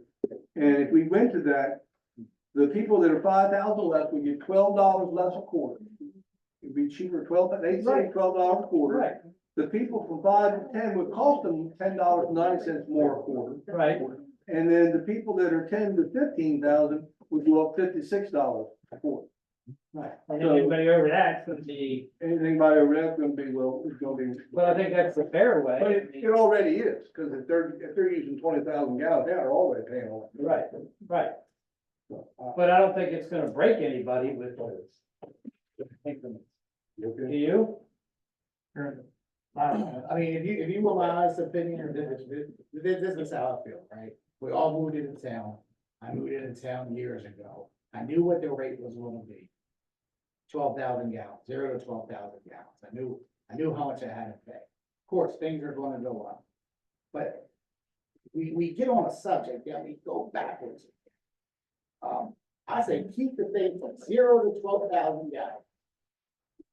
And if we have to increase it, then we do it small. We start out at 2% or the $30 or 4% or whatever it is. I mean, it's not fair to some families, okay. They have a big family, they went over their gallons, they have to pay more because the pump broke at the station or whatever, but everybody that lives in the town is responsible for that pump. Exactly, you just said the cost is in the waterways. Every time I turn my faucet on, or every time I have to do additional laundry because I'm a larger family, I am not flushing my toilet and processing waste and doing all of the things that, you know, normal people don't do for their size of a household, but you want me to pay twice as much for potential breakdowns of the plant and everything else like that. Okay, so my daughter lives by herself. Okay, she pays the same minimum that everybody else does, and there's no way in hell she uses less than maybe $3,000 or $4,000 gallons a quarter. So But like she's you paying said, just like everybody else, at so. this rate, it was factored in that everybody in town gets this 12,000 gallons for this amount. When I go over my 12,000 gallons, I already pay additional cost. And I think it's easier for you for billing purposes, isn't it, to do it that way, by having it 0 to 12 and Well, it over? doesn't matter to us, because we're all given to the. Can I ask you one quick question to you guys? What's the number that you guys are just trying to get to? Let's just say, yeah, but let's just say that you want an extra $200,000 from the town. That's what you're saying. Screw, don't even look at these numbers. Go What like was this. the 10%? What's reserve that 10%? we're trying to develop after the first year? Was it like $125,000? Okay, Somewhere. Well, Chris, So I don't- because you were late, let me interrupt you just for a minute. We were paying ProStar $135,000. The new company that's put the bid is 305, so it's a difference of $170,000. But we also said, we don't know what costs with attorney fees and all the other stuff that was incurred by this ProStar. So it may be over that 305,000. So that's why I just want to tell you. I'm just thinking in my head to simplify everything. Let's just say you're looking to get an extra $200,000. Don't even look at these numbers, they mean absolutely nothing. You want $200,000 extra, you take $200,000, you divide it by 800 users. And what's that gonna be? $10 a quarter? $20 a quarter? That's what I Yeah. said. You're just simplifying it, like, Exactly. these numbers, again, and I'm not saying this to like dumb anybody down or like that. This right here, you guys, these are all numbers and charts and nobody really cares about the shit.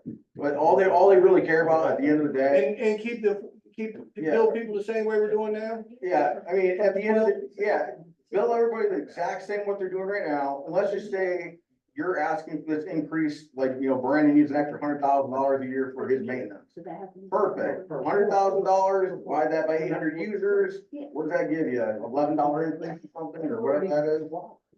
So everybody's bill's going up $11 every quarter. There you So go. I just did the math for the amount of residents, and you said 200,000, it's 249.37. Is what you would have to pay for it. That would be your water and sewer. $4,000 a year. 240, what is it? Oh, so it is $249. $9, but would that have to be, that would be for the whole year. That's a year. That would be the year. That'd be the year. Oh, yeah, I'm sorry. So we can split that up over 4 quarters, So it's 62. and that's $64 bucks on your bill. $62 a quarter? Yeah. Year.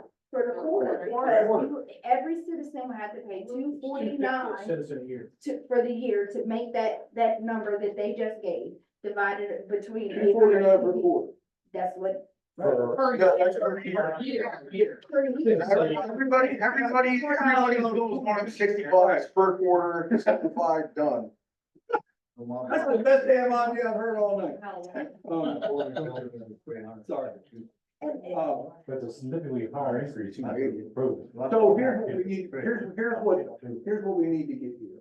We need to get you, the numbers that we don't have, cost us that we paid last year on the audit.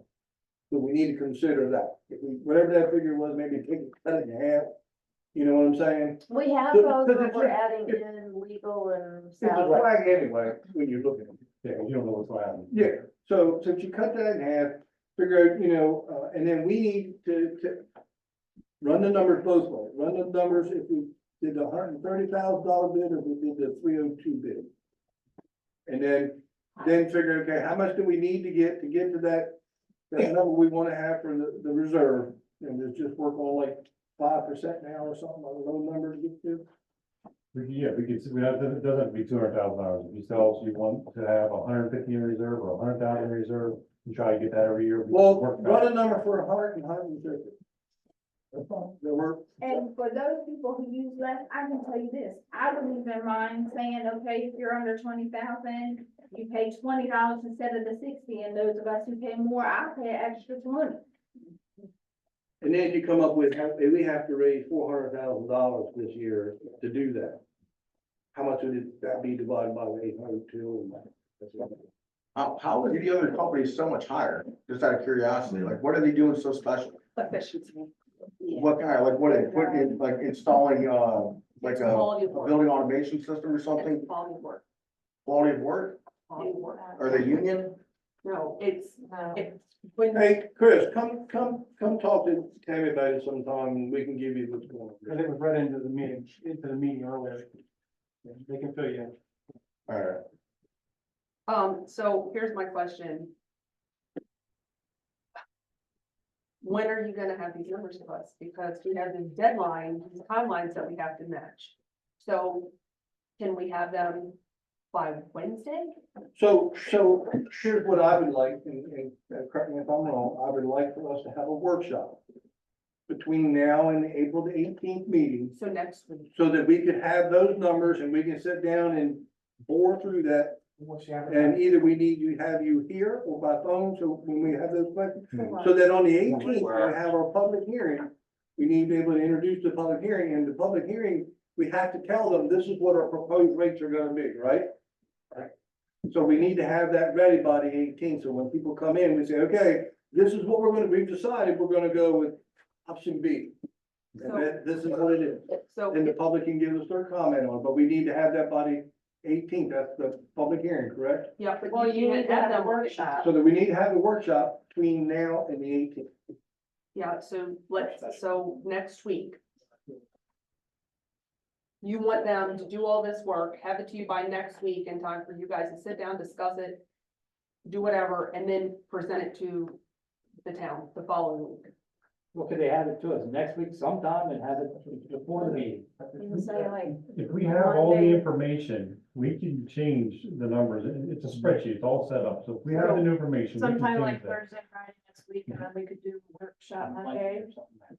If we had to, we could meet the following, if we had to, a Monday or Tuesday before that Thursday, we just need to meet sometime between the 4th and the 18th. So, okay, so here's my next suggestion, as someone who watches and listens to you guys with the meetings, and you basically have the same questions, you just ask them different to these poor fellows who keep running numbers, is if your questions could be very specific in what you want, because it sounds like the same stuff every time.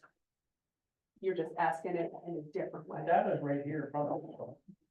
It's the same thing. Yeah, I think every option that we discussed tonight is in some form, been already analyzed. It's just a matter of, you know, we can tell you what everybody else is doing, we can tell you what recommendations there are, but ultimately, whatever you guys tell us, this is where we wanna be at, we're just gonna run the numbers. It's just a math equation.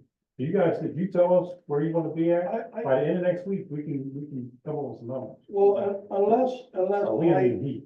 in hearing wrong, apparently that happens a lot. But I thought I heard it saying that we want to continue with the format we have now. The 0 to 12,000 gallons is a set fee. And then you pay per 1,000 gallons after. Single tier. Based on the numbers that they're gonna give you from the last 4 years, and you're gonna add in how much expense we had the last year, we had to pay out ARPA fees. So that'll give you some Well, kind let's talk about that, because the ARPA fees, let's say, I'm just gonna throw a number. And what did you get in ARPA fund? Approximately, hundreds of thousands. 2 Well, that, 1.6. 1.8 something. And what went to million. water and wastewater? Probably a third or more. So $500,000 went to improve your water and wastewater system, and hopefully in ways that they're not gonna repeat themselves every year. Correct. So Well, I some don't- of them were emergency situations. Yeah. So hopefully some of the bad stuff was taken care of, and some good, money was spent to improve the operation and maintenance, cost of your system. So I don't wanna just take that big number and throw it into the Well, mix. Yeah. And I think we should- my rationale also, as it may be, with going north and the grant funds, make it very clear to them, we can't move forward if we have any issues, so there should be some padding in those grant funds to take care of any little hiccups along the way. So what you're trying to say is use the money that you have now are expenses. And then build in a 10 or whatever reserve next year to pay next year's expenses. Is that what you're saying? Not necessarily the expenses, but the unknowns. Yeah. So if you ran those numbers for, let me ask you in that format, the 12, 0 to 12, and then with the 10%, you want to run 5%, 10%, how much do you It's a want? single tier format that you're currently using, so he just has to add in the percentage that you want for your buffer. We can do that. Yeah, cause I mean, no disrespect to you guys, but I guarantee you our bill's pretty high. call them all the time and get them to come up here and do this and do that. So we can Well, work we on want that. you to understand it so that you can. Oh, yeah, absolutely. And we can provide you with a spreadsheet if you want to be able to manipulate them yourselves. You paid for us to produce them. We can provide you with that. Okay. What do you do? That- So, anybody else got anything? So I just want to make sure I understand. So now we're gonna plug in the numbers, have them to you guys by next week. And then the following, and that week, you're also gonna have a meeting and then the following of the public discussion. I don't know, why can't we just say, the minimum now is 282, whatever, that's everything, bay restoration, trash fee, this and that, this and that. Why can't we look at that number and say, we gotta raise it 2% to build up our thing, or 4%? If we're going to work on the numbers ourselves, we need to know what number we use, the target number to break even. So we want to stay Right. involved, because we want to see this through fruition, and make sure. But we need to know what that target number is, and then see what we get with that. And it's not that big a deal, how we want to work it out. We'll be in touch tomorrow. Is everybody okay with this? I mean, that kind of seems, so I want to just summarize, because we've said a lot. Yes. So that moving forward, we want to take a look at keeping the billing process the same way we have. A base fee up to 12,000 gallons. Yes, yeah. And that whatever we have to raise to get to what we need to break even and have some coverage for next year for, oh shit. Right. That we, whatever percentage that is, then we take that number and you divide that number by 802 users and spread it out equally into the base fee. Yeah. And then what would your recommendation be for the water and sewer costs? Leave it where it is, raise it a little bit? Water versus the sewer? Water and sewer, so once you go over 12,000 gallons, we're gonna charge you so much per water per sewer, right? So right now, it's at a certain number, do we need to move that up just a little bit? I would base it on the actual cost of use the water. So that's something Yeah, you'd have, use the water, treat it, that's something you'd have to distribute it. You'd have to provide. Yeah, we're gonna pull it right from the 2022, finance. Okay. Budget.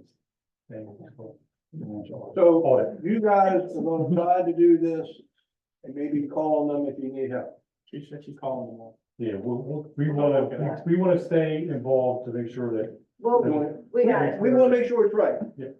So we, at the end of the year, we got enough money. And then we wanna be fair to everybody. Carl, you act like you wanted to say something? Yeah, so I just want to be clear on my end, there's the public hearing on the 18th.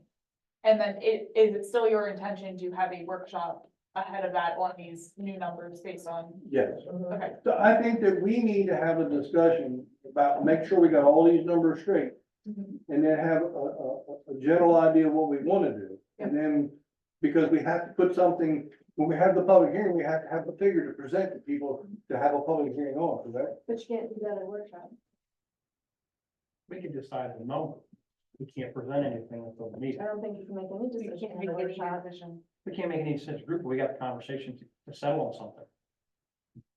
So what can't we do to get to that, so be ready for the 18th? I'm sorry. What can we or can't we do? We can't make any motion. Right, there can't be a motion, because Because that's a part of the process is that, what we had discussed at the last meeting was that the point of the public hearing was to get public input on kind of like these options that we have in front of us right now, or whatever you're about to come up with.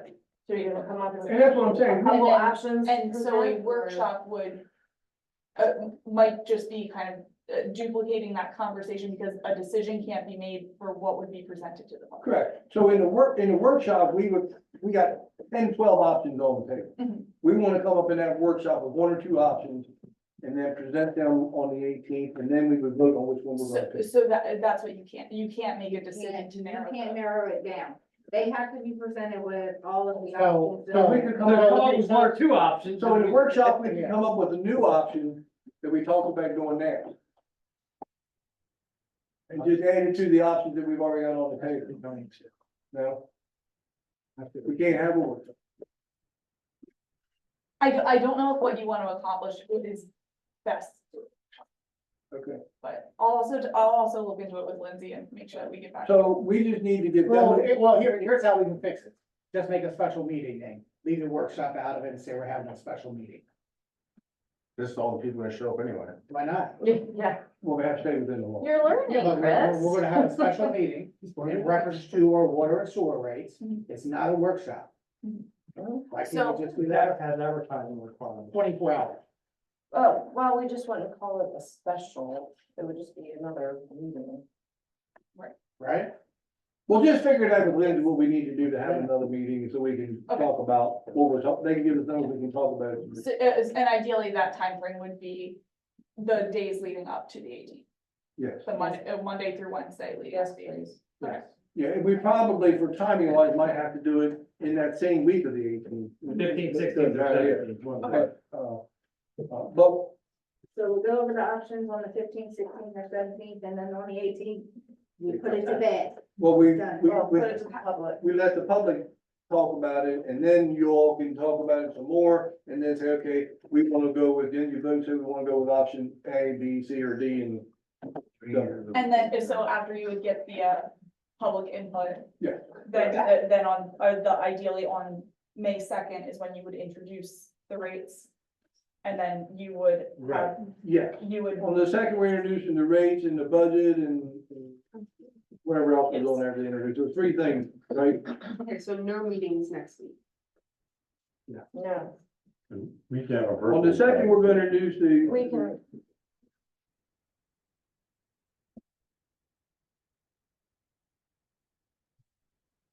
Well, clear as mud. No, it seemed clear. The thing is, the whole conversation is just, it's like spinning a giant wheel. At the end of the day, you need X amount of dollars per year. It doesn't matter if you raise the water bill $30, or you raise the sewer bill $30, you did 15 and 15. It doesn't matter. Either way, you need to hit that one target number at the end of the year divided by 800 users. It's literally so simple. I don't even understand why it's even really much of a conversation. I mean, I really don't. I mean, it's crazy. I The mean, conversation simply started because we were trying to take the less users and save them. yeah, I get it. And make those that use it. And I totally get that. I 100% get that. Like, That's how this all started. yeah. We were trying to do the citizens. So Carly, Magic Mouse sent me something. So, on the 18th, we would have a discussion about the water and sewer rate proposal. The water and sewer rates are proposed, and then on May the 2nd is when we would, introduce the budget and the water and sewer rate ordinance, Yes, right? Okay. yes, So we're all straight on. yes. The only question is, can we do anything between now and the 18th? I think you can do something, it's just a matter of the value of that discussion. We certainly can't make any decision. Right. All we want to do is have another discussion like we're having right now. I don't wanna be rude or anything, but it's 9 o'clock, so I think, the meeting needs to start coming along to finish. But it usually these meetings don't last for 2 hours. Well, normally, But there's other business on there that needs to be discussed before, No, that's it. That's it. We're on the done. agenda, it says there's more stuff to be discussed. No, we tabled that. They tabled Oh, okay. They push us to the end. Okay, gotcha. Well, I was just saying, it usually doesn't go this long, so. usually we start at 6 o'clock too, so. Yes, Mr. Bill. I don't want to throw a monkey wrench in anything, that's not my I just intent, don't know. and if it's way out of line, somebody say so. I have tough skin, I'm not gonna hurt my feelings. But I keep hearing about fines and penalties, and it appears to me that the innuendo is that it's not a small sum of money. Am I wrong in that? Talking about for the water fines and fees. Water that sewer we've got. fine. It's Yeah. not a oh, small, no, they're not. it's not a small sum, so not tonight. Maybe not on the 18th, but I do think that I deserve, can't speak for anybody else, They're for a FOIA request. to understand why we're having fines and legal fees, and why the company that's gonna charge us 140 or 300,000 isn't picking the tab up for that. I don't understand that. I'd like to understand that. And if it complicates this process, I don't wanna do that. It's not my intent. But It's not complicating the process at all, Mr. Bill. The process is we have to pick either this company or this company. understood. The fines and the fees and all that are public information and certainly available to be had. And some of them we were able to recover and some we were not able to recover on the advice of our attorney. So that's kind of where we are. Is that available that we could have a report on that at some point? Yeah. Okay, I would like to ask the report be generated to show, because I don't understand why we're getting fined and penalized and have attorney's fees for services we're paying a fairly large sum of money for. They should have liability insurance, we should be going after. Bingo. I just Well, like to I understand. will share this much with you, then I'm gonna close the meeting. Okay, That under Maryland law, if a water and sewer treatment plant is out of compliance, if MDE, who inspects the plant, finds that we are out of compliance, by law, they are required to fine the town, correct, I understand that, not the person that's running the plant, I understand that, not the person we hired to run the plant, but the town. Should be in the contract. but you He did. does. Yeah. And so, just so you know, in the new contract, it specifically states in there that any fines or fees that are incurred because of the failure of the inspection are to be borne by the person running the plant. We didn't have it in the prior contract. Lesson learned.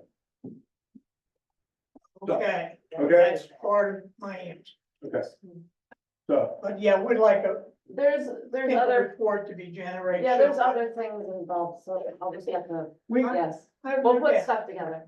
But if they're hired to run it, you need to run it right. And when they're not running it right, then you have a penalty. well, And welcome, it should welcome to our, exceed whatever welcome to our the state club. charges. We're on the same club. Okay. I'm with you. So anyway, thank you all. Tonight has been very productive, I hope. And I think that where we're at is that the staff is gonna put together some of these figures, share with David Bonfidel, and then we will try, if we can legally, to meet between now and the 18th. But if not, we'll have a discussion with this, it's a water and sewer meeting with the public. And we'll talk about it there and make a decision and introduce that decision on the meeting of May the 2nd, correct? That's correct. Excellent. I will look for a motion to adjourn. I make a motion to adjourn this meeting. Second? Second. All in favor?